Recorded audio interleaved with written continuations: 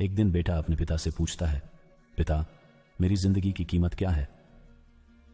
पिता उसे एक पत्थर देकर कहते हैं, बेटा, अगर तुम अपनी जिंदगी की कीमत जानना चाहते हो तो इस पत्थर को बाजार ले जाओ, और अगर कोई कीमत पूछे तो कुछ मत कहना और 2 उंगलियां उठाना। तो लड़का अपने पिता की बात मानता है और बाजार जाता है। वह इधर उधर घूमता है और अचानक एक बूढ़ी औरत उसके पास आती है और कहती है, इस पत्थर की कीमत क्या है? लड़का कुछ नहीं कहता, बस 2 उंगलियां उठाता है और वह औरत कहती है, $2, मैं इसे ले लूंगी।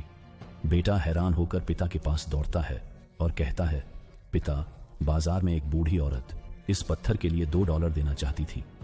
पिता कहते हैं, बेटा, अगली जगह जहां तुम जाओ वह संग्रहालय है, और अगर कोई कीमत पूछे तो कुछ मत कहना और 2 उंगलियां उठाना।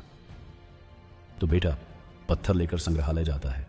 लगभग 20 मिनट बाद एक सूट पहने हुए मध्यम आयु का आदमी लड़के के पास आता है। वह कहता है, सर, इस पत्थर की कीमत क्या है, कृपया बता सकते हैं?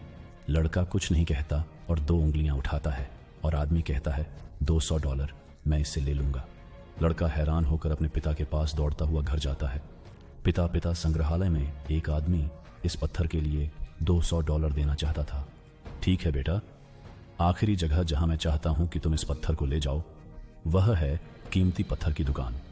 पत्थर लेकर अंदर जाओ और अगर कोई कीमत पूछे तो कुछ मत कहना, बस 2 उंगलियां उठाना। तो बेटा कीमती पत्थर की दुकान में दौड़ जाता है। उसे ढूंढकर वह अंदर जाता है और काउंटर पर एक बूढ़ा आदमी होता है, और जैसे ही बूढ़ा आदमी पत्थर को देखता है वह उछलता है और चिल्लाता है, हे भगवान, तुम्हारे पास वह पत्थर है जिसे मैं जिंदगी भर ढूंढ रहा था। तुम इसके लिए क्या चाहोगे? इसकी कीमत क्या है?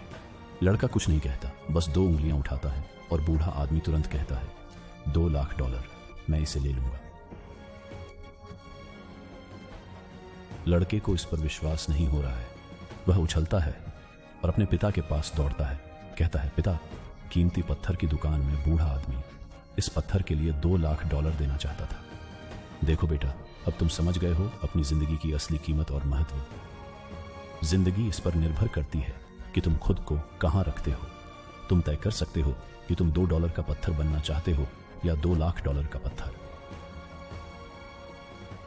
कुछ लोग तुमसे प्यार करते हैं और जिनके लिए तुम सब कुछ हो, और कुछ लोग तुम्हें सिर्फ एक वस्तु के रूप में इस्तेमाल करेंगे और उनके लिए